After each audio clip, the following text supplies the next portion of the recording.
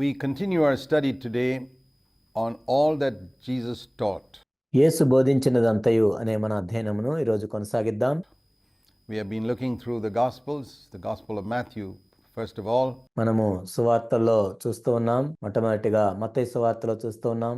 To try and understand what Jesus taught by his life, by his words, and by the circumstances through which he took his disciples to teach them life's lessons.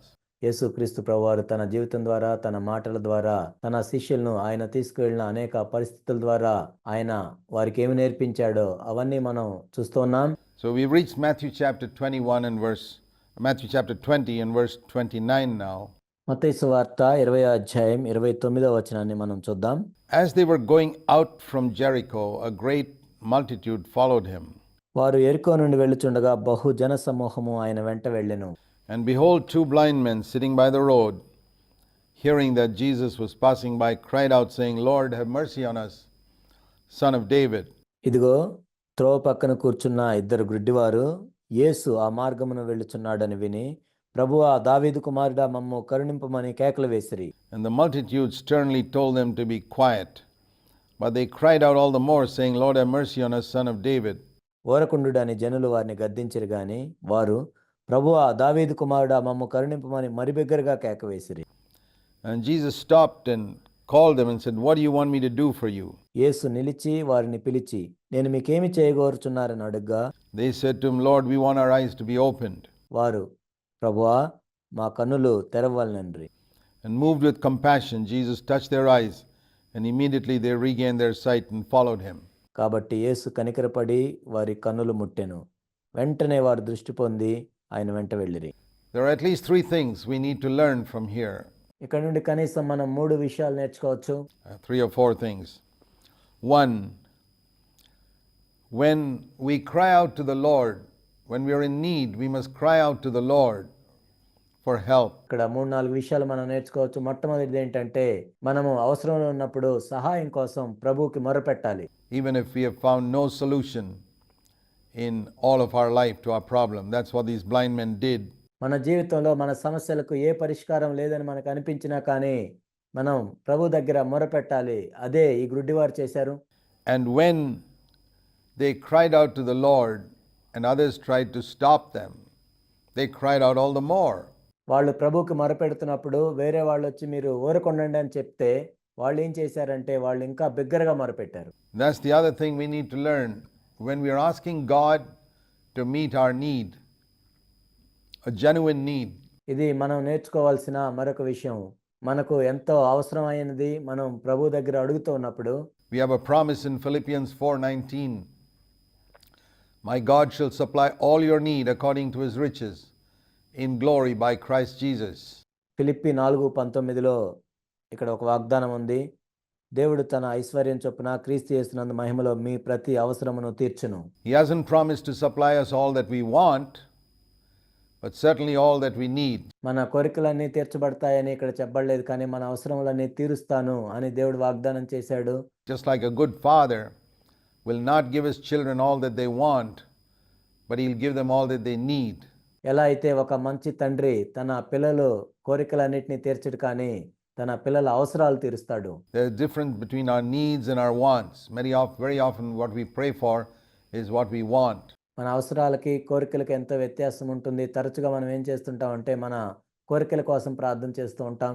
But God will give us what we need. That's the promise. కానీ మనకు అవసరమైనవి దేవుడు ఇస్తానని వాగ్దానం చేశాడు. In Philippians 4:19. ఫిలిప్పీలకు రాసిన పత్రిక 4:19లో. So here is a genuine need. Blind people need sight. ఇక్కడ వాళ్ళకి నిజమైన అవసరం ఉంది. గ్రుడ్డి వారికి దృష్టి కావాలి.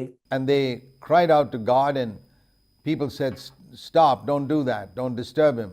వాళ్ళు ప్రభువుకి మొరపెడుతూ ఉన్నప్పుడు మిగిలిన వాళ్ళందరూ వచ్చి ఏమన్నారంటే మీరు ఊరకుండమని చెప్పారు, అలా డిస్టర్బ్ చేయకూడదని చెప్పారు. And there could be many reasons why other people tell us not to cry out to God.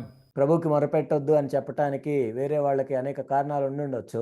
But we must just ignore them and carry on crying out to God for our need. That's the very important lesson that we need to learn first. వాటిని మనం పట్టించుకోకుండా మన అవసరం నిమిత్తం ప్రభు దగ్గర మొరపెడుతూ ఉండాలి. ఇది మనం నేర్చుకోవాల్సిన ఎంతో ఎంతో ప్రాముఖ్యమైన పాఠం. And then if they hadn't done that, Just imagine here, if they hadn't done that, if they just listened to the advice of others, they would have missed out all their life on what God wanted to do for them. ఒకవేళ ఇతరులు చెప్పిన మాటలు విని వాళ్ళు ఆ విధంగా మరలా అడగకుండా ఉన్నట్లయితే వాళ్ళ జీవితాంతం వాళ్ళు దాన్ని కోల్పోయి ఉండేవాళ్ళే. And it's possible that some of you have missed out on what God wanted to do for you thus far because you listened to other people. బహుశా మీలో కూడా ఇది సాధ్యమేమో. ఇతరుల మాటలు మీరు విన్నారు కాబట్టి ప్రభు దగ్గర మీరు కోల్పోయి ఉండొచ్చు అడగకుండా. Why don't you go to scripture and see what Jesus says instead of listening to the wrong advice maybe your parents give you or your relatives or your priests or pastors? లేఖనాల్లో యేసు ప్రభు వారు ఏం చెప్తున్నారో చూడకుండా మీ పక్కనున్న వాళ్ళు ఇచ్చేదో లేకపోతే మీ తల్లిదండ్రులు ఇచ్చే సలహాలో, మీ బంధువుల సలహాలో, లేకపోతే మీ పాస్టర్ల సలహాలో మీరు ఎందుకు వింటున్నారు? Go to God's word. దేవుని యొక్క వాక్యం దగ్గరికి వెళ్ళండి. And you will find what God has in store for you. దేవుడు నీ కోసం ఏదైతే దాచిపెట్టాడో అవన్నీ మీరు కనుగొంటారు. Don't miss out on that because people around you give you some contrary advice. మీ చుట్టుపక్కల ఉన్న వాళ్ళు దానికి వ్యతిరేకంగా ఇచ్చిన సలహాను తీసుకొని దేవుడు మీకోసం ఉంచిన దాన్ని మీరు పోగొట్టుకోవద్దు. That's a very, very important lesson to learn. మనం నేర్చుకోవాల్సిన అత్యంత ప్రాముఖ్యమైన పాఠం ఇది. Otherwise, you'll miss out on something that could be yours, something that could be a life-transforming experience for you. లేనట్లయితే మీకు చెందవలసిన దాన్ని, మీ జీవిత గమనాన్నే మార్చేసే అనుభవాన్ని మీరు పొందలేకపోతారు. I'm sure these folks never regretted the fact that they ignored what people said and did what their heart said, cry out to God some more. చుట్టుపక్కల ఉన్న మనుషుల మాటలను వాళ్ళు విస్మరించి వాళ్ళ హృదయం ఏదైతే చెప్పిందో ఇంకా ఎక్కువగా ప్రభువుకు మొరపెట్టమని చెప్పిన మాటను వాళ్ళు విన్నందుకు వాళ్ళు ఎంతో పొందారు ప్రభు దగ్గర నుంచి.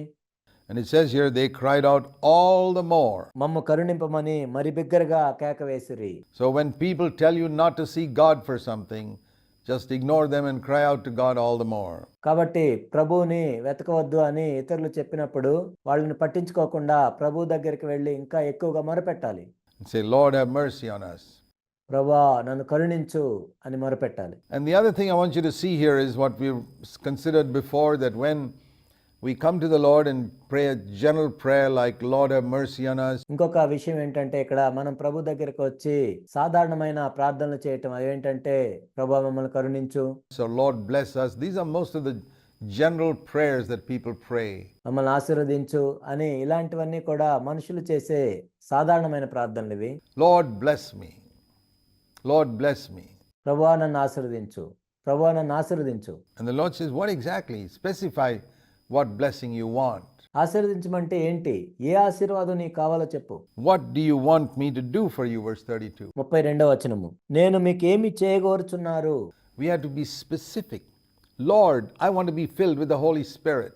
అంటే నీకేం కావాలో ప్రత్యేకంగా చెప్పు. ప్రభువా నేను పరిశుద్ధాత్మతో నింపబడాలని అనుకుంటున్నాను. Lord, I want to be anointed to serve you. ఓ ప్రభువా నేను నిన్ను సేవించుటకు నాకు అభిషేకం కావాలి. Lord, I want the gift of prophecy which you have told me in 1 Corinthians 14 verse 1 to seek for. ప్రభువా నాకు ప్రవచన వరం కావాలి. 1 కొరింథీ 14వ అధ్యాయం 1వ వచనంలో దానికోసం వెతకమని మీరు చెప్పినట్లుగా. Lord, I want a heart that can forgive other people completely, ఓ ప్రభువా నేను ఇతరులని సంపూర్ణంగా క్షమించే హృదయం నాకు కావాలి. which you have told me to seek for so that I can be forgiven myself. ఆ విధంగా చేయమని మీరు చెప్పారు. తద్వారా నేను కూడా దేవుని చేత సంపూర్ణంగా క్షమించబడినట్లుగా. Lord, I want a heart that's filled with love for you and love for God's people. ఓ ప్రభువా నీ కోసం ప్రేమతో నింపబడిన హృదయము, నీ ప్రజల కోసం ప్రేమతో నింపబడిన హృదయం నాకు కావాలి. Ask for it. Be specific. Don't just say, Lord, bless me. దాని గురించి అడగండి. మీకు ఏది కావాలో దాన్ని ప్రత్యేకంగా అడగండి. ప్రభువా నన్ను ఆశీర్వదించని సాధారణంగా అడగొద్దు. Oh Lord, have mercy on me. Very often we don't get what we ask for because we're not specific. ప్రభువా నన్ను కరుణించని ఇలా సాధారణంగా అడగటం కాదు. అనేక సార్లు మనం ఏదైతే అడుగుతామో అది పొందము. ఎందుకంటే మనము ఏది కావాలో అది ప్రత్యేకంగా అడగలేదు కాబట్టి. What do you want me to do for you? నేను మీకేమి చేయగోరుచున్నారు? They said to him specifically, Lord, we want our eyes to be open. And వాళ్ళకేమి కావాలో ఇప్పుడు స్పష్టంగా చెప్పారు. అదేంటంటే ప్రభువా మా కన్నులు తెరవమని చెప్పారు. that's the point where I want to stress that we must be willing to acknowledge our need. Lord, I am blind. That's what they were saying. కాబట్టి మీరు మీ అవసరాన్ని నొక్కి చెప్పాలి. ప్రభువా మేము గుడ్డివారము అని వాళ్ళు చెప్పారు. అదే ప్రభువు ఆశించారు. I want my eyes to be open. నా కన్నులు తెరవబడాలి. Acknowledge your need. Lord, I'm a very lustful man. People in the church think I'm a very holy man. నీ అవసరాన్ని గుర్తించు. ప్రభువా, నేనెంతో మోహపు చూపులు చూస్తున్న వ్యక్తిని, ఎంతో మోహం కలిగిన వ్యక్తిని. సంఘంలోనేమో నేను పరిశుద్ధుడిని అనుకుంటున్నారు. But you know I'm a man full of sexual lust and I'm not able to overcome it in secret. నీ అవసరాన్ని గుర్తించు. ప్రభువా, నేనెంతో మోహపు చూపులు చూస్తున్న వ్యక్తిని, ఎంతో మోహం కలిగిన వ్యక్తిని. సంఘంలోనేమో నేను పరిశుద్ధుడిని అనుకుంటున్నారు. Lord, I confess I'm watching internet pornography. I confess I'm lusting with my eyes. Be honest. Whatever your sin is, confess it. ప్రభువా, నేను ఇంటర్నెట్ పోనోగ్రఫీ చూస్తూ ఉన్నాను. నా కన్నులతో మోహపు చూపులు చూస్తూ ఉన్నాను. కాబట్టి నీ అవసరం ఏదైనా ప్రభు దగ్గర ఒప్పుకో. And then the Lord will deliver you. అప్పుడు ప్రభు నిన్ను విడిపిస్తాడు. But if you sort of beat around the bush and say, yeah, I'm a sinner sort of thing, you'll remain in your sin. నేను పాపిని అని ఏదో సాధారణంగా నువ్వు చుట్టూ తిరిగి చెప్తూ ఉన్నట్లయితే నువ్వు అలానే ఉంటావు. Be specific and say, Lord, this is my problem. ప్రభు దగ్గర ప్రత్యేకంగా చెప్పు, ప్రభువా, ఇది నా సమస్య. My anger, I just cannot control my tongue. I speak in tongues in the church, but here I can't control my tongue at home. నా కోపాన్ని నేను జయించలేకపోతున్నాను. సంఘంలో అయితే అన్ని భాషలతో మాట్లాడుతున్నాను, కానీ నా ఇంట్లో నా నాలుక మీద నాకు అదుపు లేదు. My problem is not with other tongues, my problem is with my mother tongue. నా సమస్య ఏంటంటే అన్ని భాషలు కాదు, కానీ నా మాతృభాష. Be specific and ask the Lord to deliver you, whatever your problem is. Specific. కాబట్టి ప్రత్యేకంగా చెప్పు, నీ సమస్య ఏదైనా సరే విడిపించమని ప్రభువుని అడుగు. Lord, my eyes are blind. ప్రత్యేకంగా అడగాలి, ప్రభువా, నేను గ్రుడ్డివాడిని, I want them to be opened. నా కన్నులు తెరవబడాలి అని నేను కోరుకుంటున్నాను. And the Lord, moved with compassion, touched their eyes. కాబట్టి యేసు కనికరపడి వారి కన్నులు ముట్టెను. And I'm sure he asked them, though it's not recorded here. We know that from Matthew 9, verse 29. He asked them, do you believe that I can do this for you? అయితే ఇక్కడ యేసుక్రీస్తు ప్రభువారు అడిగిన ప్రశ్న ఇక్కడ రాయబడలేదు, కానీ మత్తయి సువార్త 9:29లో మనం చూస్తాము. అదేంటంటే ప్రభు ఈ విధంగా ప్రశ్నించారు, ఇది నేను మీకు చేయగలనని మీరు నమ్ముచున్నారా? He always asks that. Once we are specific about our need, he will ask us, do you believe that I can do this for you? ప్రభు ఎల్లప్పుడూ ఈ ప్రశ్న అడుగుతారు. ఒకసారి ప్రత్యేకంగా మన అవసరాన్ని ప్రభువుకు చెప్పినప్పుడు, ఇది నేను నీకు చేయగలనని నీవు నమ్ముచున్నావా అని ప్రభు అడుగుతారు. And when you say, yes, I believe you can do it, we get what we ask for. ప్రభువా, ఇది మీరు చేయగలరని నేను నమ్ముతున్నాను అంటే నీవు అడిగిన దాన్ని ప్రభు చేస్తారు. God is a good God. In most of the areas, we know what his will is. He wants the very best for us. అనేక విషయాల్లో మన ఎడ్ల దేవుని చిత్తం ఏంటో మనకు తెలుసు. మనకు శ్రేష్టమైన వాటినే ప్రభు ఇవ్వాలనుకుంటాడు. And the last thing I want to say in this connection is, when you get what you want, do what the blind man did. దీనికి సంబంధించి నేను చెప్పాలనుకున్న చివరి మాట ఏంటంటే, మీరు పొందాలనుకున్నది పొందిన తర్వాత ఈ గుడ్డివాడు ఏదైతే చేశాడో మీరు కూడా అదే చేయాలి. What was that? It says when they regained their sight, they followed him. వారు దృష్టి పొందిన తర్వాత ఆయన వెంట వెళ్ళారు. They said, hey, now we can see, we can follow Jesus. ఇప్పుడు మనం చూడగలుగుతున్నాం, మనం ఇప్పుడు ప్రభువుని వెంబడించవచ్చు. Till now we couldn't see. ఇప్పటి వరకు మనం చూడలేదు. Why has God given us sight? దేవుడు మన కన్ను దృష్టి ఎందుకు ఇచ్చాడు? So that we can see Jesus and follow him. ఆ విధంగా యేసుని చూచి ఆయన వెంబడించాలని. They had such wisdom. They saw the reason why God gave them sight. వాళ్ళు అంత జ్ఞానాన్ని పొంది ఉన్నారు. దేవుడు కన్ను దృష్టి ఎందుకు ఇచ్చాడో వాళ్ళకి అర్థమైంది. Was so that they could see Jesus now and follow him. ఆ విధంగా వాళ్ళు యేసుని చూచి ఆయన్ని వెంబడించాలని. And the reason why God blesses us in whatever way is so that we can follow Jesus a little closer than we ever did before. ఏ విధంగా నన్ను యేసు ప్రభు మనల్ని ఎందుకు ఆశీర్వదిస్తాడంటే, ఆ విధంగా మనం ఇంకా ప్రభువుకు దగ్గరగా వెళ్ళాలని, అంతకు ముందు కంటే కూడా ఇంకా ప్రభువుకు సమీపంగా వెళ్ళాలని. There's so many things we can learn from circumstances, all that Jesus taught. అనేక పరిస్థితుల ద్వారా యేసు ప్రభు బోధించిందంతయు మనం నేర్చుకోవచ్చు. Through circumstances. Here is a classic example of what Jesus taught his disciples through these circumstances. ఆయన అనేక పరిస్థితుల ద్వారా తన శిష్యులకు బోధిస్తూ ఉన్నారు. ఇది ఎంతో మంచి ఉదాహరణ శిష్యులకు బోధించడానికి. Which they didn't understand then, but when the Holy Spirit was given on the day of Pentecost, their eyes were open to see the meaning behind all these little incidents that took place in their walk with Jesus for 3.5 years.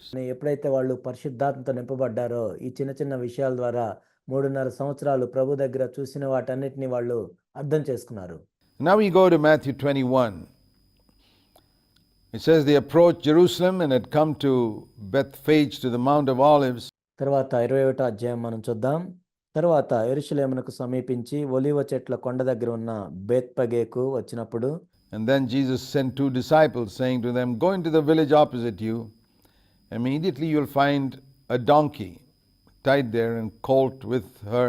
యేసు తన శిష్యుల్లో ఇద్దరిని చూచి మీ ఎదుటనున్న గ్రామమునకు వెళ్ళుడి. వెళ్ళగానే కట్టబడి ఉన్న ఒక గాడిద దానితోనున్న ఒక గాడిద పిల్ల మీకు కనపడును. Untie them and bring them to me. And if anyone says something to you, you shall say, "The Lord has need of them," and immediately he will send them. వాటిని విప్పి నా యొద్దకు తోలుకొని రండి. ఎవడైనను మీతో ఏమైనా అనిన ఎడల అవి ప్రభువునకు కావలసినవని చెప్పవలెను. వెంటనే అతడు వాటిని తోలిపెట్టునని చెప్పి వారిని పంపెను. So here also we learn something of a spiritual lesson. ఇక్కడ కూడా మనం ఒక ఆత్మ సంబంధమైన పాఠాన్ని నేర్చుకోవచ్చు. When Jesus decided to go in a triumphal entry as the king of Zion into Jerusalem before his crucifixion, యేసుక్రీస్తు ప్రభువారు యెరూషలేమునకు విజయవంతమైన ఒక రాజుగా ప్రవేశించాలి అనుకున్నప్పుడు, తాను సిలువ వేయబడక మునుపు యెరూషలేములోనికి ప్రవేశించాలనుకున్నప్పుడు he did not travel into Jerusalem like all kings do on horses, రాజులందరూ గుర్రాల మీద వెళ్ళినట్లుగా యేసు ప్రభువారు ఆ విధంగా వెళ్ళలేదు. the grand animal that kings and generals ride on. రాజులు సైన్యాధిపతులు వెళ్ళే ఒకే ఒక జంతువు ఏంటంటే అది గుర్రము. Every king and general in the history of the world has ridden on horses. It's a magnificent animal. చరిత్రలో మనం చూసినట్లయితే రాజులు సైన్యాధిపతులు అందరూ కూడా గుర్రం మీదే వెళ్తుంటారు. అదెంతో ప్రశస్తమైన జంతువు. But Jesus chooses a donkey, which has the reputation for being the most stupid and clumsy animal. కానీ యేసు ప్రభువారు ఇక్కడ ఒక గాడిదను ఎంచుకున్నారు. గాడిదను మనం చూసినట్లయితే అది ఒక బుద్ధి లేని జంతువు వలె పిలువబడుతూ ఉంటుంది.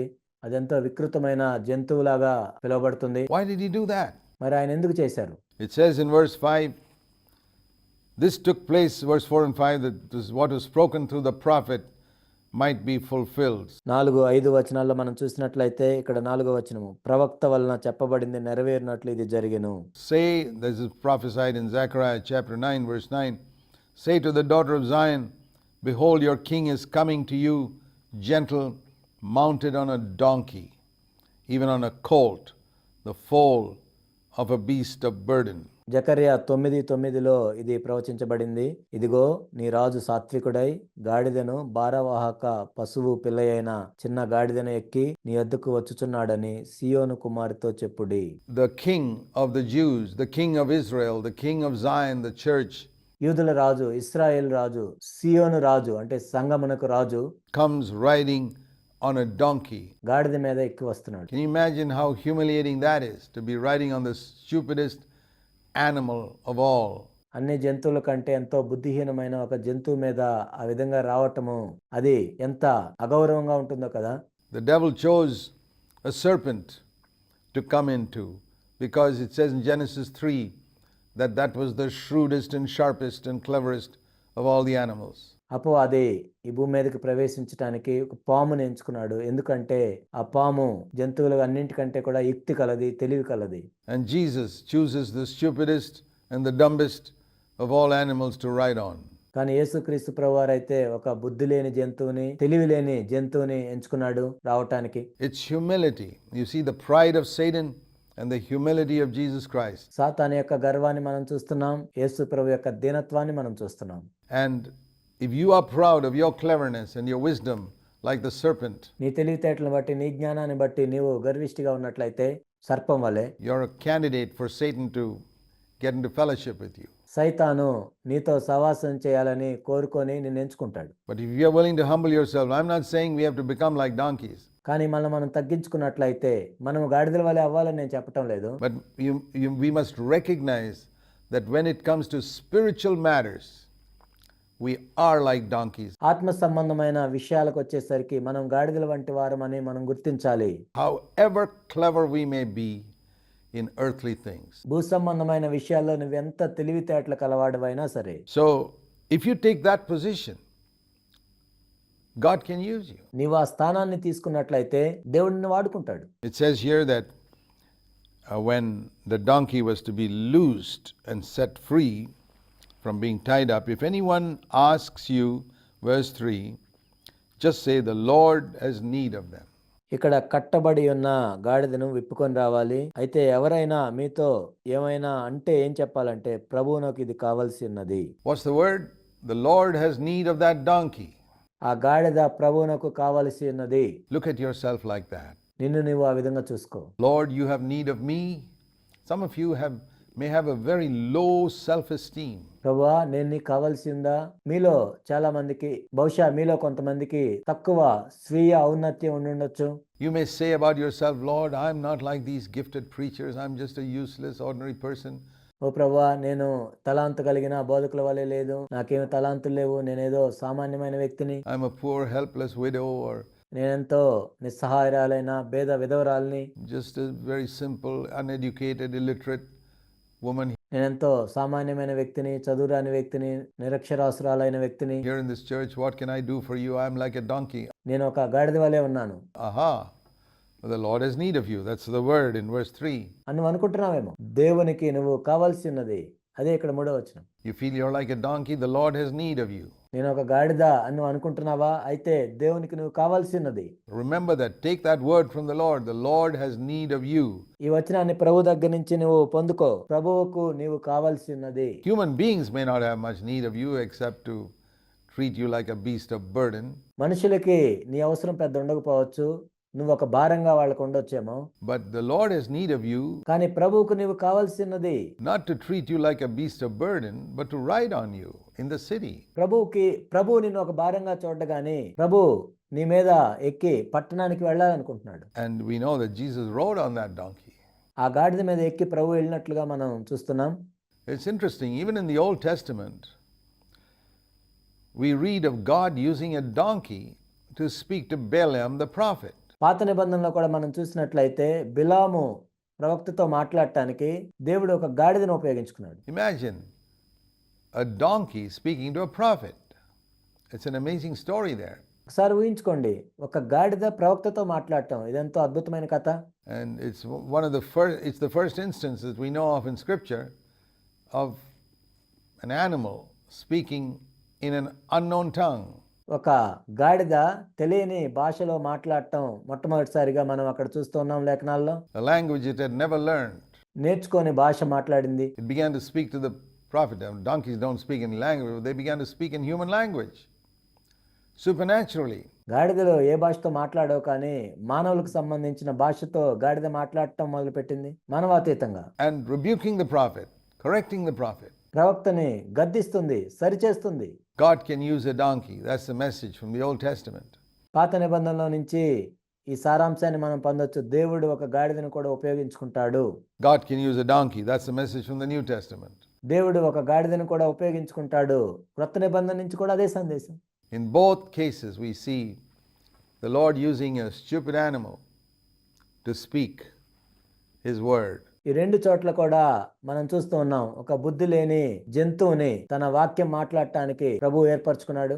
And to be used for the Lord of glory to ride on. మహిమాతిశయం కలిగిన ప్రభువు దాని మీద ఎక్కి వెళ్ళటానికి గాడిదను ఎంచుకున్నాడు ప్రభు. It also teaches us that a servant of God must always seek to have a low profile before men.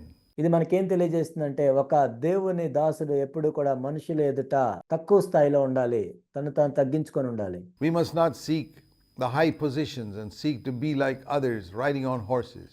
ఇతరుల వలె గుర్రాల మీద ఎక్కి వెళ్లే వారి వలె గొప్ప గొప్ప ఉన్నతమైన స్థానాల కోసం, పదవుల కోసం చూడకూడదు. There are a lot of Christian preachers who want the latest cars and the best cars, and అనేక మంది క్రైస్తవ బోధకులు ఎప్పుడు కూడా లేటెస్ట్ కార్ల కోసం, కొత్త కార్ల కోసం, శ్రేష్టమైన కార్ల కోసం చూస్తూ ఉంటారు. who want to use the money they get from other people to live in grand style themselves. ఇతరుల దగ్గర నుంచి సేకరించిన డబ్బుతో ఎంతో విలాసవంతంగా జీవిస్తూ ఉంటారు. Completely contrary to the Spirit of Christ. క్రీస్తు యొక్క ఆత్మకు ఇది సంపూర్ణంగా వ్యతిరేకము. Now, if you're doing your own business and you've worked hard and you've earned money through your own business, live as you like.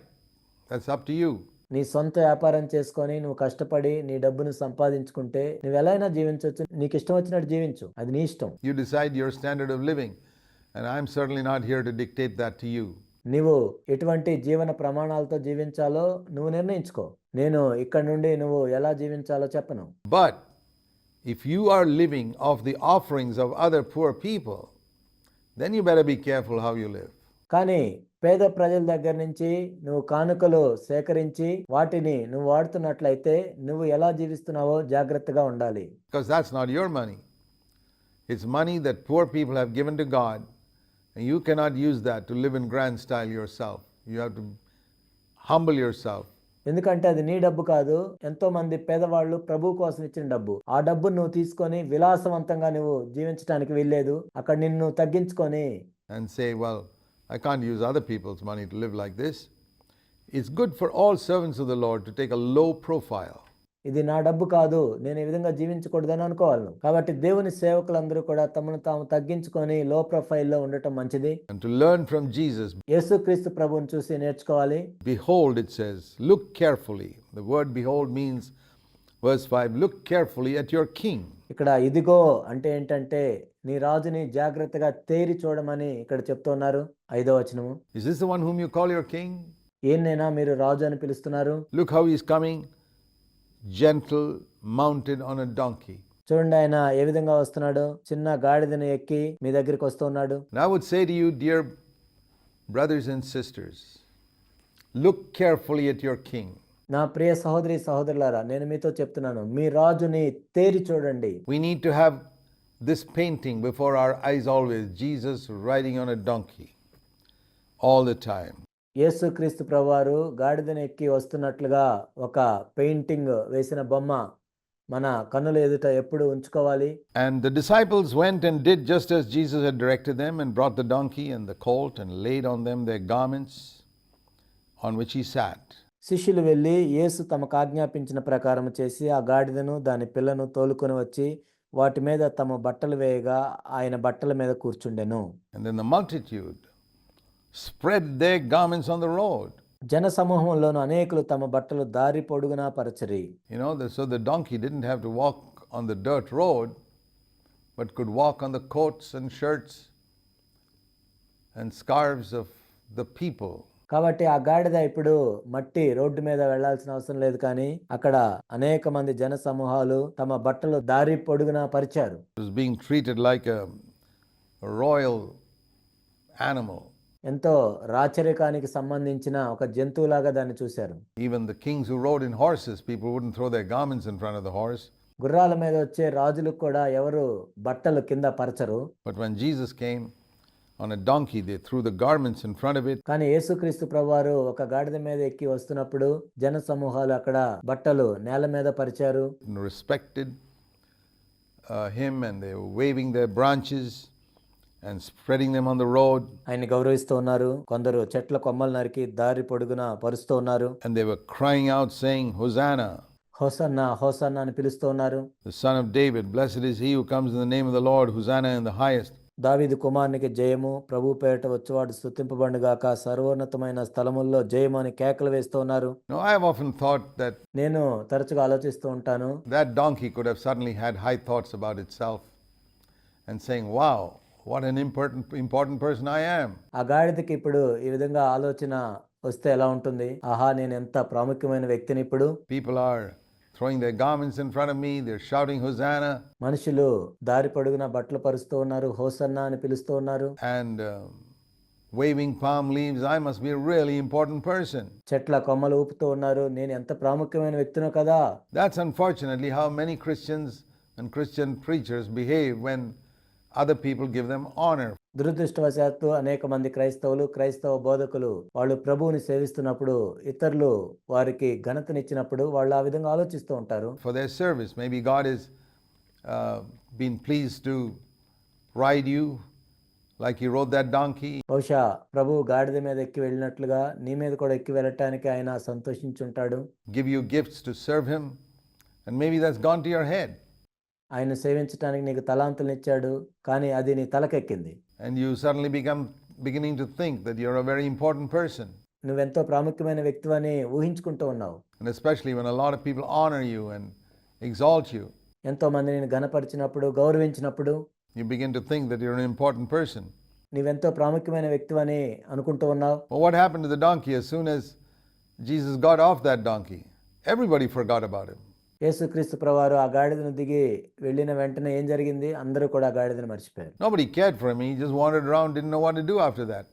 ఆ గాడిదను ఎవరూ పట్టించుకోలేదు. ఆ గాడిద అటు ఇటు తిరుగుతూ ఏం చేయాలో కూడా తెలియట్లేదు. All of a sudden he found nobody was throwing any garments in front of him, and nobody was waving palm leaves, and nobody was shouting Hosanna, because the Lord had left. కాబట్టి ఇప్పుడు ఆ గాడిదకి ఎవరు బట్టలు పరచట్లేదు, కొమ్మలు ఊపట్లేదు, hosanna అని ఎవరు పిలవట్లేదు. ఎందుకంటే యేసు ప్రభు అక్కడ లేడు కాబట్టి, దిగి వెళ్ళిపోయాడు కాబట్టి. So it's good for us donkeys to recognize that it's because the Lord is upon us, in us, that people give us honor. ప్రభు మన మీద ఉన్నాడు, మనలో ఉన్నాడు కాబట్టి మనం కూడా గాడిదల వంటి వారంగా మనకి ఆ ఘనత వచ్చింది అని మనం గుర్తించడం మంచిది. And never to imagine that it's because of what we are or who we are that people honor us. మనము ఎవరమో లేకపోతే ఏమై ఉన్నామో దాన్ని బట్టి మనుషులు మనల్ని ఘనపరుస్తున్నారని ఊహించుకోకూడదు. Let's be humble enough to give the glory to God దేవునికే మహిమ చెల్లించినట్లుగా మనల్ని మనం తగ్గించుకోవాలి. and remain broken and humble, saying, Lord, of ourselves we are nothing. విరిగి నలిగిన హృదయంతో, దీనత్వంతో, ప్రభువా మేమేమీ కానివారం ప్రభువా అని చెప్తూ ఉండాలి. We are unprofitable servants. మేము నిష్ప్రయోజకులమైన దాసులము. So that's the other thing we can learn from here. ఇక్కడ మనం నేర్చుకోదగిన మరొక పాఠం అది.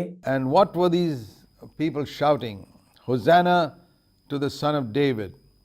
Hosanna in the highest. ఇక్కడ మనుషులు దావీదు కుమారునికి జయము, హోసన్న, ప్రభువు పేరిట వచ్చువాడు స్తుతించబడుగాక, సర్వోన్నతమైన స్థలముల్లో హోసన్న జయమని పిలుస్తూ ఉన్నారు. హోసన్న అంటే ఏంటి? Hosanna is a Hebrew word which means save us now, O Son of David.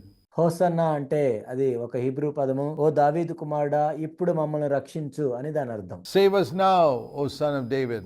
దావీదు కుమారుడా ఇప్పుడు మమ్మల్ని రక్షించు. Of course, their understanding of salvation was to be saved from the Roman rulers who were ruling Israel. అప్పుడు వాళ్ళు రక్షించబడటం అంటే రోమీయులు ఇశ్రాయేలును పరిపాలిస్తున్నారు కాబట్టి రోమీయుల పాలన నుండి వాళ్ళు విడిపించబడాలని వాళ్ళు కోరుకుంటున్నారు. They were not asking to be saved from sin. పాపం నుండి రక్షించమని వాళ్ళు అడగటం లేదు. But Jesus didn't come to save them from the Roman rulers. కానీ యేసుక్రీస్తు ప్రభువారు రోమీయుల నుంచి విడిపించడానికి ఆయన రాలేదు. He came to save his people from their sins. తన ప్రజలను వారి పాపముల నుండి రక్షించడానికి ఆయన వచ్చారు. That's the meaning of the name of Jesus. యేసు అనే పేరుకు అర్థం అది. But they were saying, save us now, Son of David, save us now. దావీదు కుమారుడా ఇప్పుడు మమ్మల్ని రక్షించు, దావీదు కుమారుడా ఇప్పుడు మమ్మల్ని రక్షించు అని వాళ్ళు పిలుస్తూ ఉన్నారు. Here you who have come from the highest, save us now.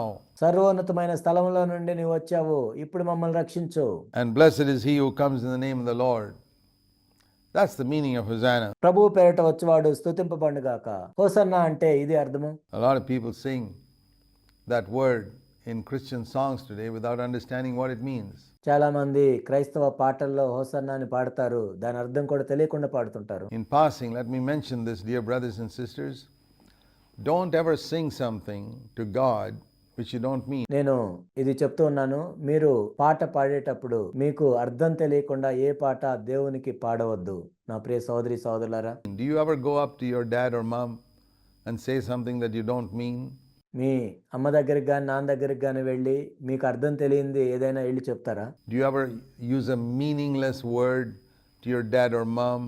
Do you go to them or to a brother? మీ అమ్మ దగ్గరకో నాన్న దగ్గరకో లేక సహోదరుడి దగ్గరకో వెళ్ళి ఒక అర్థం లేని మాటను మాట్లాడతారా? And use a word which you don't even understand what its meaning is? దాని అర్థం కూడా తెలియకుండా ఒక మాటని మీరు మాట్లాడతారా? Just because other people are using it? That's foolish.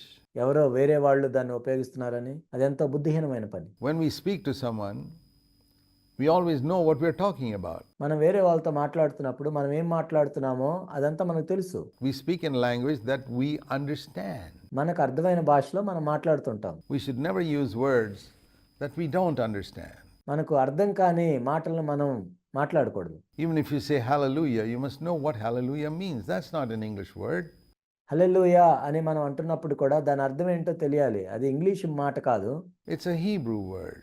అది హిబ్రూ మాట. A combination of 3 words, which means praise the Lord. 3 మాటల కలయిక, అది దేవుడు స్తుతింపబడుగాక. Amen. That's not an English word. ఆమేన్ అంటే అది కూడా ఇంగ్లీష్ మాట కాదు. You must know what it means. Amen means it shall be so. It's an expression of faith. ఆమేన్ అంటే ఆ విధంగా జరుగును గాక అని, అంటే మన విశ్వాసాన్ని వ్యక్తపరచటం. I believe what I prayed, it will be so. నేను ప్రార్థన చేసింది నేను నమ్ముతున్నాను, ఆ విధంగా జరుగును గాక అని చెప్పటం. So it's important for us to know everything we say. కాబట్టి మనం చెప్పేదంతా కూడా మనం తెలుసుకోవటం మంచిది. There's nothing wrong in using these words. You can pray to God and use words in any language. ఈ మాటలను ఉపయోగించడంలో తప్పులేదు. దేవునికి ప్రార్థన చేయటానికి, దేవునితో మాట్లాడటానికి నువ్వు ఏ భాషనైనా వాడొచ్చు. You can speak in an African language if you like, or Russian, or whatever you like, but know what you're saying. That's the important thing I'm stressing. కావాలంటే నువ్వు ఆఫ్రికా భాష మాట్లాడొచ్చు, రష్యా భాష కూడా మాట్లాడొచ్చు. కానీ నేను చెప్పేది ఏంటంటే నువ్వు ఏదైతే చెప్తున్నావో దాన్ని తెలుసుకో, దాని అర్థం తెలుసుకో. By all means say hallelujah if you want to say praise the Lord. దేవుడు స్తుతింపబడును గాక నువ్వు చెప్పాలంటే నువ్వు హల్లెలూయా అని చెప్పు. And by all means say amen if you mean I believe it shall be so. ఆ విధంగా జరుగుతుందని నేను నమ్ముతున్నాను అని చెప్పటానికి ఆమెన్ అని వాడాలంటే వాడు. And by all means say Hosanna if what you mean is, Lord, save me now from something you want to be saved from. There's nothing wrong in it. నువ్వు ఇప్పుడు దేని నుంచి అయితే రక్షించబడాలనుకుంటున్నావో దాని నుంచి రక్షించబడాలనుకుంటే ప్రభా ఇప్పుడు నన్ను రక్షించు అని చెప్పేదానికి బదులు హోసన్నా అని చెప్పు, అందులో తప్పేం లేదు. But don't ever sing meaningless words to God like multitudes of Christians are doing today. That's what I'm saying. ఈనాడు అనేక మంది క్రైస్తవులు అర్థం లేకుండా పాటలు పాడుతున్నట్లుగా అర్థం లేని మాటలతో నువ్వు పాటలు పాడొద్దు, అదే నేను చెప్తున్నాను. People get taken up with the word and they keep on singing it, particularly in singing. ఏదో ఒక మాటను తీసుకొని పదే పదే పాడుతూ ఉంటారు. ముఖ్యంగా పాటలు పాడే విషయంలోనే జరుగుతూ ఉంటుంది. I find multitudes of Christians sing meaningless words to the Lord. ముఖ్యంగా పాటలు పాడేటప్పుడు అనేక మంది క్రైస్తవులు అర్థం లేకుండా ప్రభువుకి పాటలు పాడుతూ ఉంటారు. Because for them it's just the tune and the words and the swinging of the hips and the playing of the guitar. That's more important to them. They don't even think about the words they're saying. వాళ్ళకి ఎందుకంటే ఏదో బాణీ బాగుంది, కొన్ని మాటలు బాగున్నాయి, అలా తలలు ఊపుకుంటూ పాడుతూ ఉంటారు. వాళ్ళు గిటారు మోగిస్తూ పాడుతూ ఉంటారు. అసలు వాళ్ళు ఏమి పాడుతున్నారో కూడా దానికంటే ఈ గిటారు ఇవే ముఖ్యంగా ఉంటాయి. That's carelessness, and I want to encourage you to be more careful. అదెంతో నిర్లక్ష్యంగా చేయటం. కానీ నేనేం చెప్తున్నానంటే మనం ఎంతో జాగ్రత్తగా ఉండాలి దేవుని సన్నిధిలో అని. You know, it says in Ecclesiastes in chapter 5 that we must be careful with our mouth when we go into God's presence. ప్రసంగి 5 మనం చూసినట్లయితే మనం దేవుని సన్నిధికి వెళ్ళినప్పుడు మన నోట్లో నుండి ఏం మాట్లాడుతున్నామో జాగ్రత్తగా ఉండాలి. Ecclesiastes 5 says,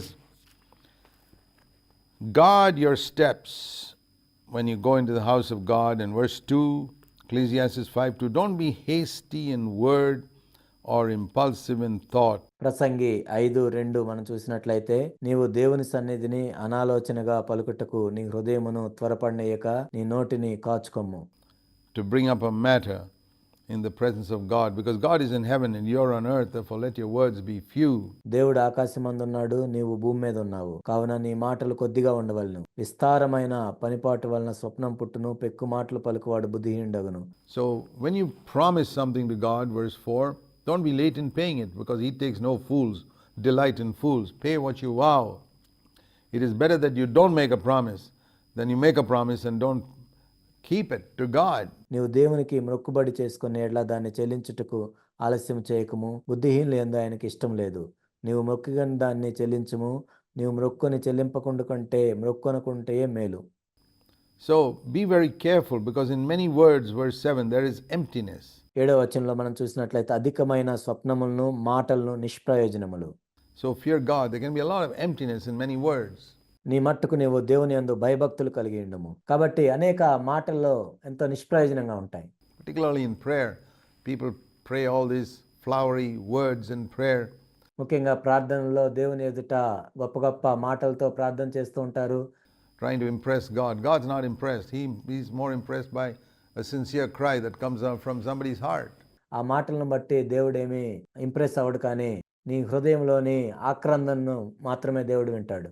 God's not impressed with flowery language. ప్రభు నీ తీయని మాటలను బట్టి ఆయనేమి impress అయిపోడు. He's a father. And just like we don't go to our earthly fathers with flowery language, ఆయన మనకు తండ్రి. మనం ఈ భూ సంబంధమైన తండ్రి దగ్గరికి వెళ్ళి ఏదో తీయని మాటలు మాట్లాడడం కానీ We can go to God as our Heavenly Father, and we must mean every word that we say. అదేవిధంగా మన పరలోకపు తండ్రి ఎదుట కూడా అలాంటి మాటలు మాట్లాడాల్సిన అవసరం లేదు. I say this because I see so many people using words like this which they have never bothered to find out what they mean. నేను ఇది ఎందుకు చెప్తున్నానంటే నేను అనేక మందిని చూశాను. వాళ్ళు కనీసం పట్టించుకోకుండా కూడా వాళ్ళు ఏ మాటలు పడితే ఆ మాటలు మాట్లాడుతూ ఉంటారు దేవుని సన్నిధిలో. I say that in passing. కాబట్టి దీన్ని నేను ప్రస్తావించాను. And Matthew 21, back to Matthew 21, in verse 10, when he had entered Jerusalem, all the city was stirred, saying, "Who is this?" తర్వాత మత్తయి 21:10 మనం చూసినట్లయితే ఆయన యెరూషలేములోనికి వచ్చినప్పుడు పట్టణమంతయు ఈయన ఎవరో అని కలవరపడిను. Who is this coming on a donkey? ఈయనెవరు గాడిద మీద వస్తున్నాడు. People waving their palms and throwing their garments on the ground. ప్రజలు దారి పొడవునా వాళ్ళు బట్టలు పరుస్తూ ఉన్నారు, కొమ్మలు పట్టుకొని ఊపుతూ ఉన్నారు. And the multitudes were saying, "This is the prophet Jesus who has come from Nazareth in Galilee." అప్పుడు జనసమూహము ఏం చెప్పారంటే ఈయన గలిలయలోని నజరేతు వాడగు ప్రవక్త అయిన యేసు అని చెప్పిరి. And Jesus entered the temple, verse 12, and he cast out all those who were buying and selling in the temple, overturned the tables of the money changers and the seats of those who were selling doves.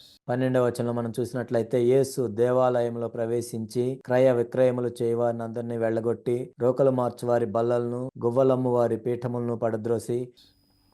And he said to them, "It is written, my house shall be called a house of prayer, but you're making it a robber's den." నా మందిరము ప్రార్థనా మందిరం అనబడునని వ్రాయబడి ఉన్నది, అయితే మీరు దాన్ని దొంగలగోగా చేసేటి వారెన్ను. And the blind and the lame came to him in the temple, and he healed them. గ్రుడ్డివారును కుంటివారును దేవాలయంలో ఆయన ఎద్దుకు రాగా ఆయన వారిని స్వస్థపరిచెను. Now this is the second time that Jesus cleansed the temple. ఇక్కడ యేసుక్రీస్తు ప్రభువారు దేవాలయాన్ని పరిశుద్ధపరిచింది రెండోసారి. He cleansed it once before at the beginning of his ministry. తన పరిచర్య ప్రారంభ దినాల్లో ఒకసారి దేవాలయంలో ఈ విధంగా చేశారు ప్రభు. In John's Gospel in chapter 2, we read after the marriage in Cana.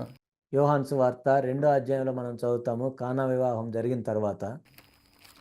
We read that he made a whip and chased people out. ఆయన కొరడా పట్టుకొని వాళ్ళందరినీ దేవాలయం నుండి తరిమి బయటికి పంపించారు. That's the first time he cleansed the temple, right at the beginning of his ministry. ఆయన తన పరిచర్య ప్రారంభంలో ఈ విధంగా చేశారు. He found in the temple, John 2:14, those who were selling oxen, sheep and doves, many changes. He made a scourge of cords and drove them all out.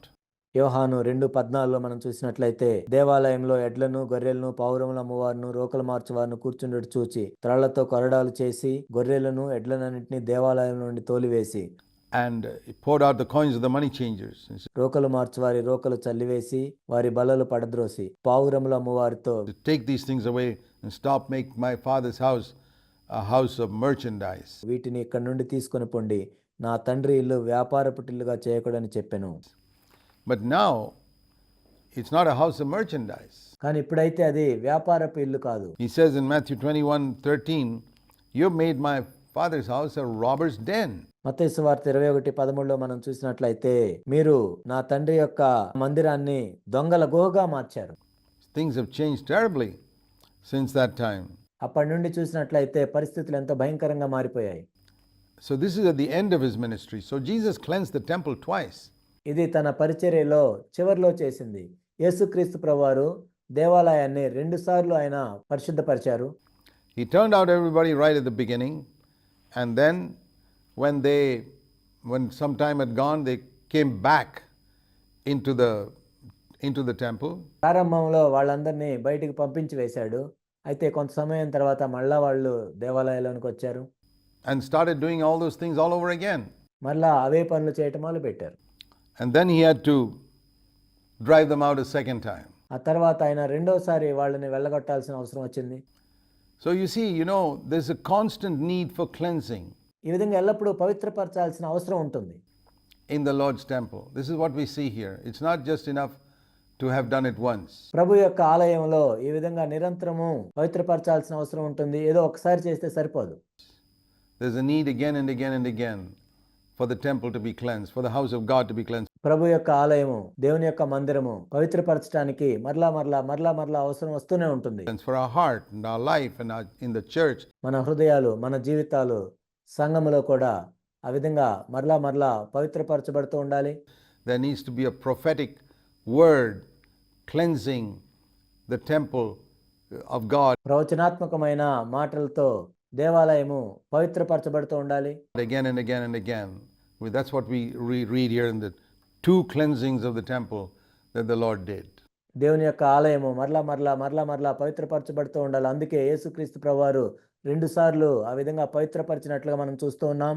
And let's pursue that way ourselves so that we can keep our temple as the Father's house and never let it become a robber's den. ఆ విధంగా దీనికోసం మనం కూడా ప్రయాసపడదాము. మన తండ్రి యొక్క ఇల్లు, దేవుని యొక్క ఆలయము దొంగల గుహగా మార్చబడకుండా ఉండటానికి. We'll continue our study in the next episode. వచ్చే ఎపిసోడ్లో మన అధ్యయనాన్ని మనం కొనసాగిద్దాం.